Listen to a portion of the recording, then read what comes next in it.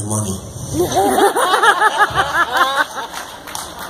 Now, once we decided to do the show, I mean, Brian decided that a long time ago. It was hard for all of us to persuade each other to do it. Obviously, as we talked about, Anthony Hopkins and Brian Cox had played it to perfection, so we had to go down a different path. Once he pitched for me and we realized that this is taking place before I'm captured, we could get away with something else, right? And after a couple of episodes, we were trying to struggle with the idea that what kind of sociopath, what kind of psychopath is he? And I'm not a shrink myself, but what I know about human beings is that he doesn't fit the bill at all. He's something else. He sees beauty where the rest of us sees horror. And he doesn't have a background story that tells us that, oh, for that reason I am like this, and that's why I'm doing this. No, he's the fallen angel. He sees beauty where we, the rest of us, sees horror. And there's a certain beauty in there for him. And for that reason I could get away with it. If I tried to understand him, I would get lost. Catherine, I had a question for you. I'm a big Being Human fan. I was wondering what it was like working on I guess the final season of the series. Everything was wonderful until they waterboarded me in a glacier river in Montreal in November. And they're like, your wetsuit is floating your legs up, so let's put scuba diving weights on your ankles and your waist. And let's trust some French Canadian to sort of pull you out while he's texting his girlfriend. She was cute though. I'm sure. So it has... Was that on Hannibal? I never realized. She just told me that story. I was like, oh, it would never happen on our show. That happened on our show? I don't know, that was craziness. What's it like on a set of Hannibal compared to... Awful. All my co-stars are shit.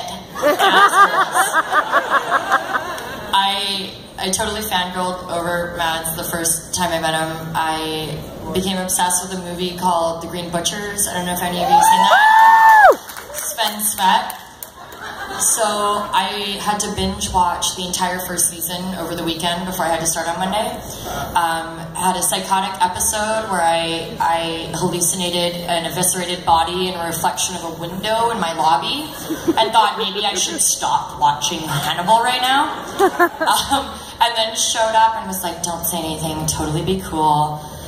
The second I was alone with him, I was like, guys, I just have to tell you, Sven Svet's my favorite. And I could hear in my head, I was like, shut the fuck up, you're such a dork. Kept going. You still like me, right? I love you. Give me a beer. She's talking about a character I played in Denmark that made me, believe it or not, years ago, I was like one of the sexy actors in Denmark. And then I did this character who has a hairline that starts from here and sweats constantly and crying. And he's just pathetic. And I went, not down the list, out of the list, out of the magazine. And she loves that character, of course she does. I do as well. My family has a genetic sweating problem, so I really related to Sven the Sweat. Who has the next question? Who has the mic? Hi. Where are we? My question is to both of you. Out of all the scenes you both shot, which ones were your favorite? Or which one was your favorite? Say it again, we shot one? Out of all the scenes that you shot, both of you, what one was your favorite? For me, anything with Mr. Mikkelsen. And I'm not. And likewise, I really like working with me.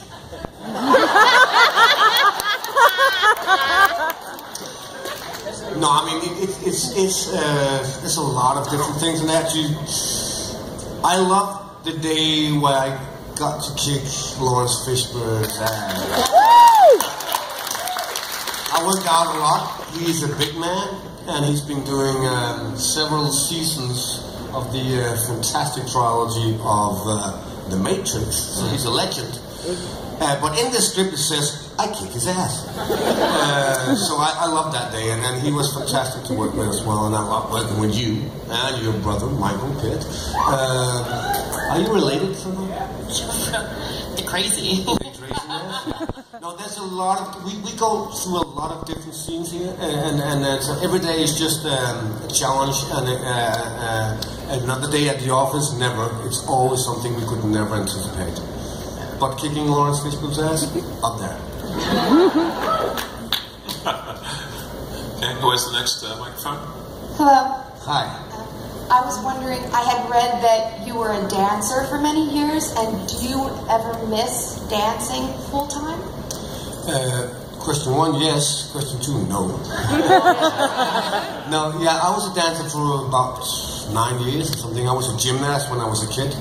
And then some people came out and asked a couple of us to join a musical so we could flip around in the background, and then we turned out to be doing a lot of dance as well.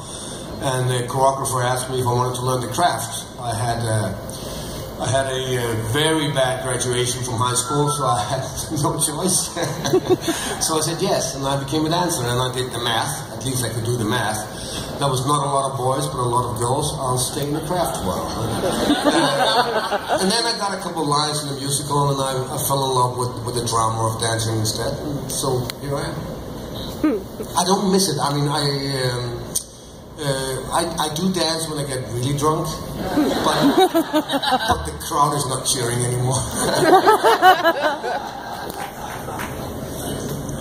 Who has the mic next? Mads, this is for you. Oh, yeah.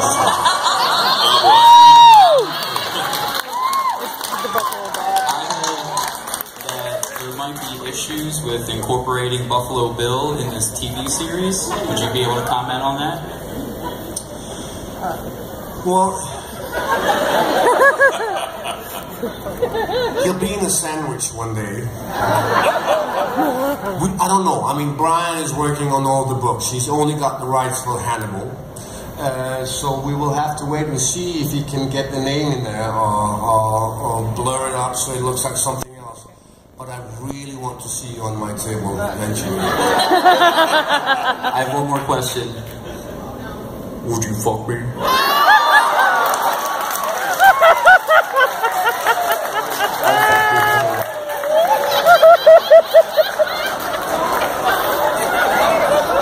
I thought American people were always wrapping it up.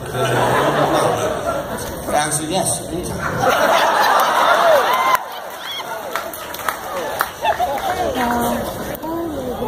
Person over here with the mic.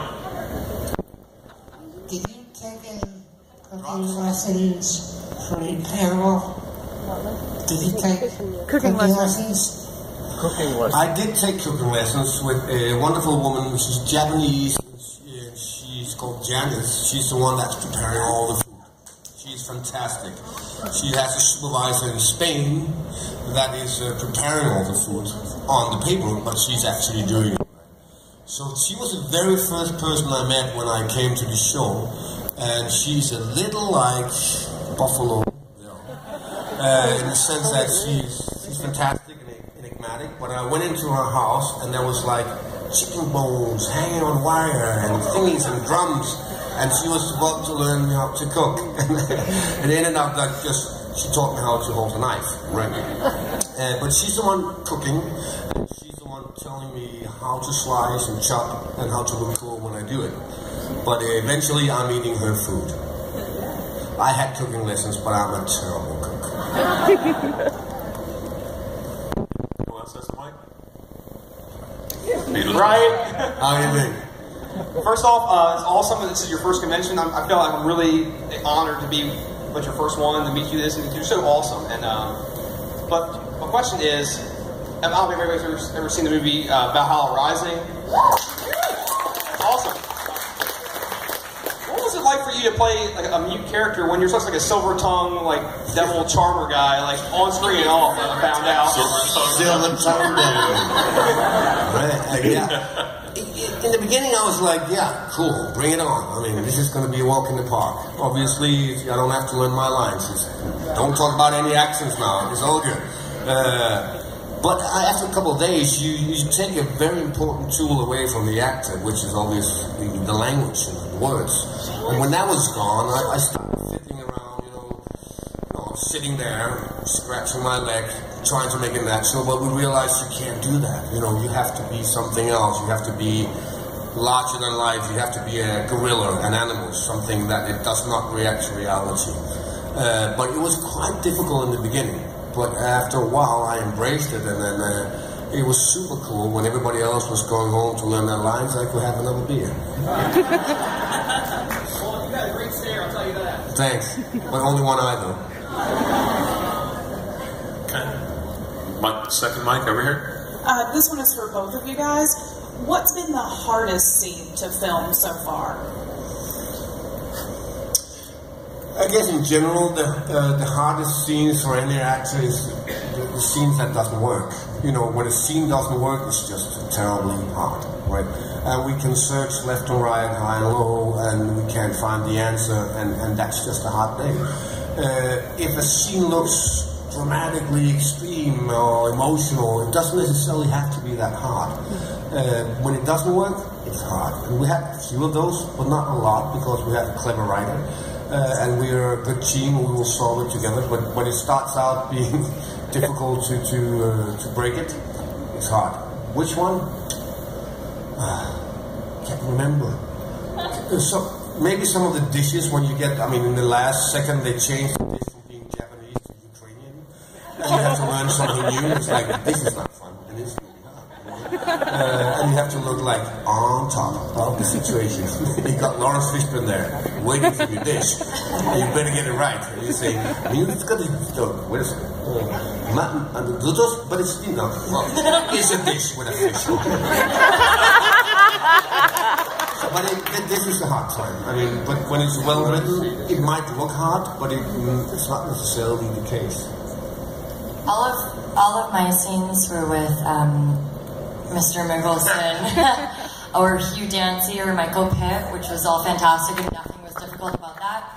My most difficult scene was driving a $100,000 Tesla in 2 feet of snow in Toronto in 6-inch heels and a $17,000 fur coat and stopping 6 inches in front of a $20,000 light and not smashing it. You did the audition, right? Yeah, that was my audition. You got it. Okay. Who has it next? Were there any episodes that either of you actually thought maybe you shouldn't go quite that far, or maybe you should have gone further with, like, the storyline? But you can never ask a Dane that question. We'll always say, go on, go on. I think that for NBC, this is a brave, brave move. I don't think they knew what hit them. I think that Brian has pushed them to the limit, and he's always, as we say in Denmark, he asked for a little finger, but he took the whole arm, right? And I think they woke up and realized that this is okay. We can go ahead with this, right? I think you can always go far, but it's also a fragile balance. Do you want to keep a little for the curiosity, or do you want to put it in the face of the people, right? And I think they've got a fine balance now of something very beautiful and very brutal as well. But if you ask me, yeah, all the way, always. Have you been happy with, you know, was there any like trepidation when you first signed on to do this, and have you grown happy with what it's turned into?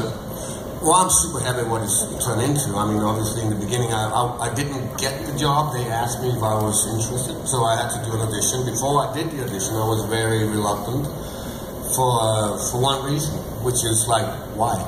It's done to perfection, right? And then I met Brian Fuller, and I had 10 minutes with him where he was supposed to pitch the idea. And after 3 hours, he was in season 28. And he was so crazy, so enigmatic, so fantastic. And I realized that he was doing something else than the books and the films, right? And for that reason, I said, that's a challenge. I am Danish. I mean, it seems to me like such a risk, you know, to do that. And but I also have to ask you took that risk. Yeah, but look at history. I mean, there's been a couple of guys playing Hamlet a few times, and they were fantastic. So that means that nobody else can play Hamlet now. It doesn't work like that. This is an iconic character. We want to see him again, and we want to see him in this media, which is a TV media. Of course, we can pick it up again, and if not, there will only be one generation who saw Hamlet. We can never touch it again. Have you heard about Hamlet? Yeah, my grandfather saw it. Right.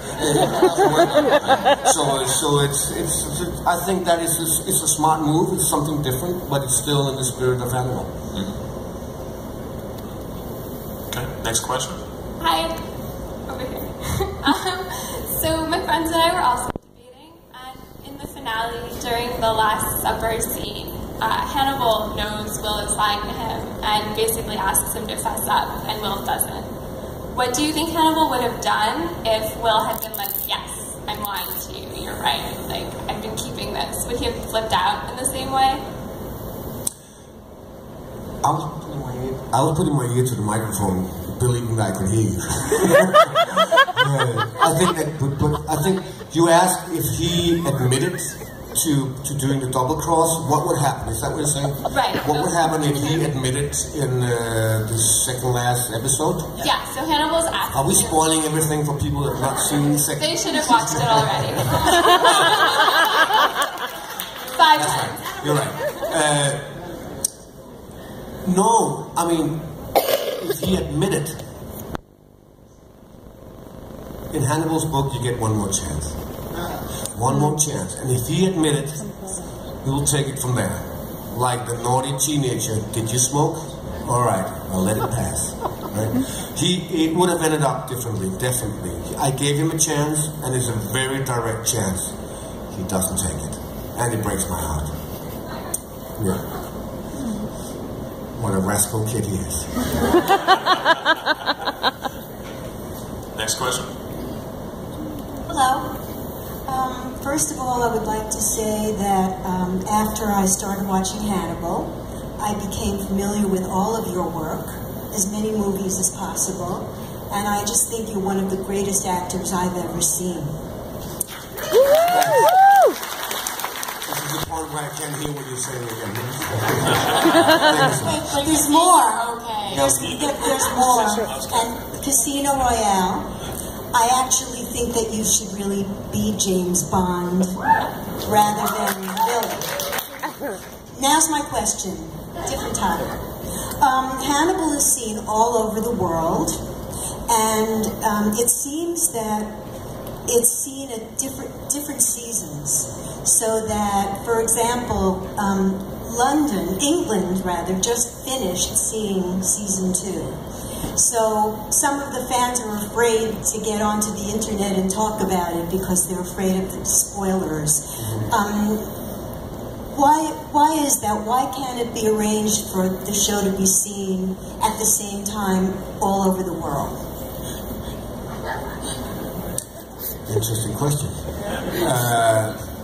I don't know. I think it might have to do with their own productions in the countries. They have certain slots for certain things. If you take Denmark, for instance, they have very strong television production right now. So they're putting the slots where they know it's going to pay off, right? And everything else goes somewhere else. So it's always like you can have a film ready in 2 months, but it might not come out until a year because they're waiting for the right slot at the right moment. But to be frank, I don't know the answer to that one. I think they should come out at the same moment at the same time. But I'll bring that up next time I'm at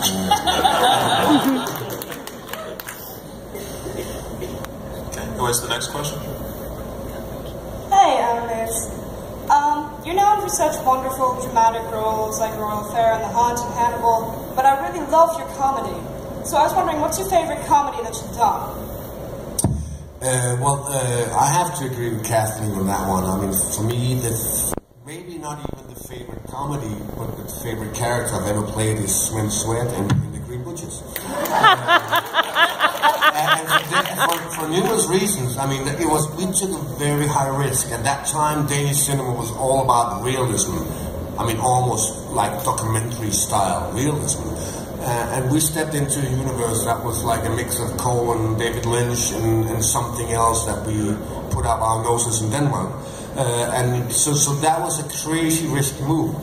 And I think we pulled it off. And we were so proud of it. And we have been continuing with this guy for a while now. We did a film called Adam's Apples. You have to see.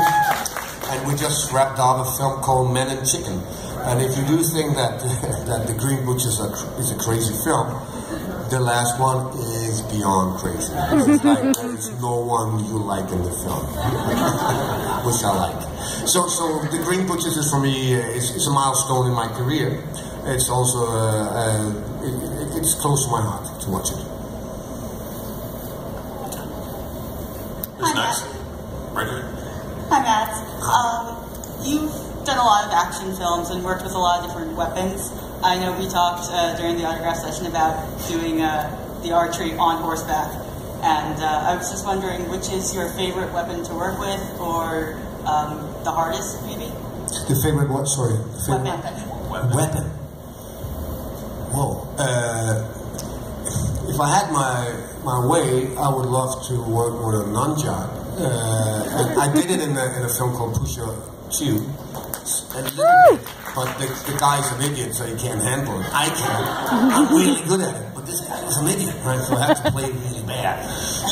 So one day a nunchuck would be cool for me. But I must admit, I loved my Mongolian sword I had on my bag when I did King Arthur. It was cool, and I could handle that one. Who's next? Right here. Okay, so Thomas Harris wrote several books that included Hannibal Lecter as a character, and I was wondering, for both of you, whether you were familiar really with his books and how much that influences your portrayal of his characters, or do you have a favorite book? Anything related to them at all?